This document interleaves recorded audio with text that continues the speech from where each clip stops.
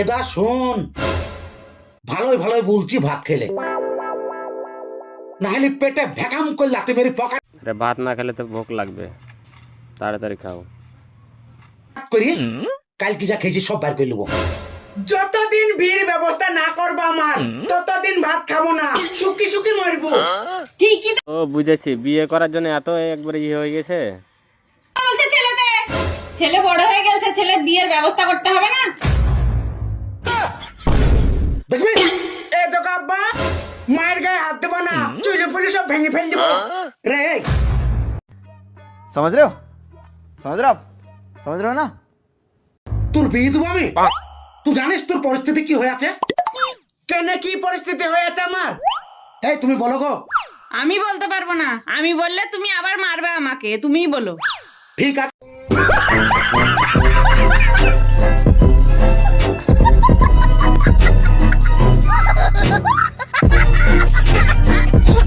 আমি বলছি।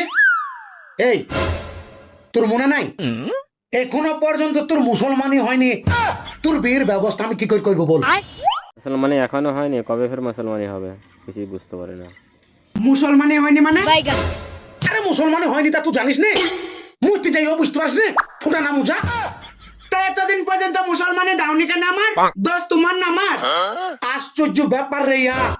হাগো সত্যি করে বলো তো, প্রতি বছর ওয়ার মুসলমানি দিতে আমার বাড়িতে হাজাম আসতো কিনা? হ্যাঁ আসতো, মুসলমানি দিতে গেলে হাজামকে ইট মেরে তাড়িয়ে দিত। ঠিক বলিস। এই শুন, তোর মায়ের মুখে শুন, যতবার এই বাড়িতে হাজাম এসছিল তোর মুসলমানি দিতে, ততবার হাজামের মাথায় ইট মেরে তাড়ি দিচ্ছিস, বই মা তুলে গাইল দিয়ে তাড়ি দিচ্ছিস, এমনকি তো হাজামের আলুর ভিতরে ধরছিস। তোর একটা খবর আছে, আমি পুলিশে খবর দেবো এখন। দিস পুলিশে সাঁতার জানাস তুই? তো কি হয়েছে জানি নে, তোর পিড়িয়ে পানিতে নামাবো। পরদিন পত্রিকায় নিউজ দিব, পানিতে ডুবে হোটেল ম্যানেজারের মৃত্যু। তুই করতে পারবি না, তোর পোলাপান করবো।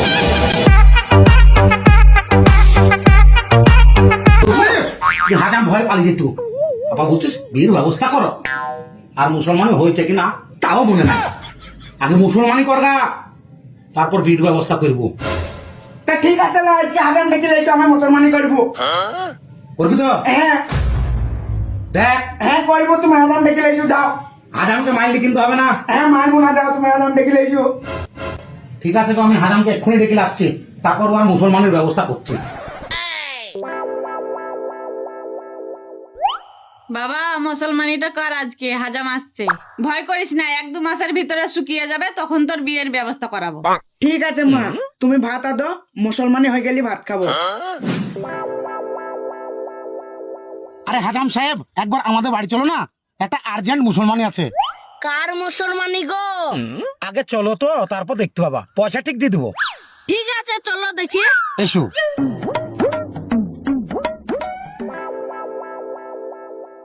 এ দেখো হাজাম সাহেব, আমার এই ছেলের মুসলমানি করতে হবে।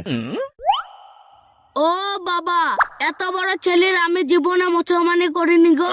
অত বড় ছেলের যত মুসলমানি করে 100 বিলেট লাগবে। কেন এমনি বিলেটে হবে না? না না, ঠিক আছে, আমি 100 বিলেটের ব্যবস্থা করছি হাজাম সাহেব। এলাও হাজাম সাহেব।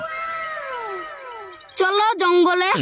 জঙ্গলে মানে এর হবে না? না না, কত কি হবে ঠিক নাই। ও ঠিক আছে, চলো গো, এই চো।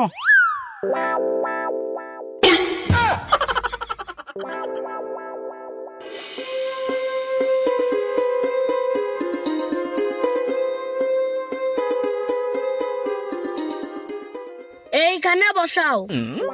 বস বাপ।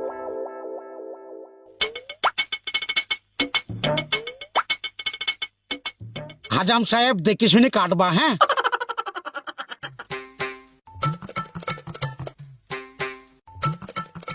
দেখি বাবু, লুঙ্গিটা তুলো। ও বাবা, কি বড় গো। আব্বা, মাকে বাড়ি দিয়ে পাঠাও। এই তুমি বাড়ি যাও, আমার ছেলে ঠিক মুসলমানি করলে আমি বাড়ি যাচ্ছি। যাও যাও, লাও হাজাম সাহেব কাটো।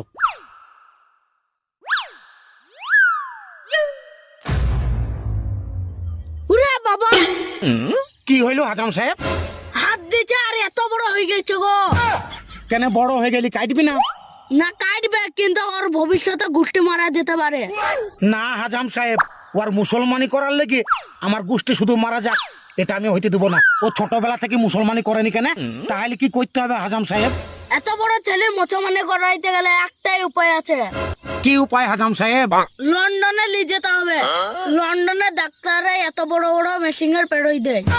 সর্বনাশ, লন্ডনে নিয়ে যেতে গেলে তো অনেক টাকা খরচ হবে গো, জাহাজে যেতে হবে। তোমরা বুঝিলা ওয়া। হাজাম সাহেব উঠো উঠো।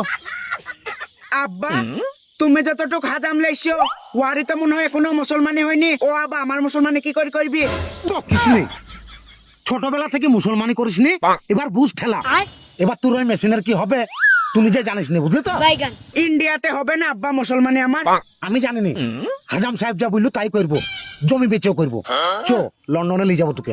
আব্বা ওই 100 বিলেটটা আমাদের লাই।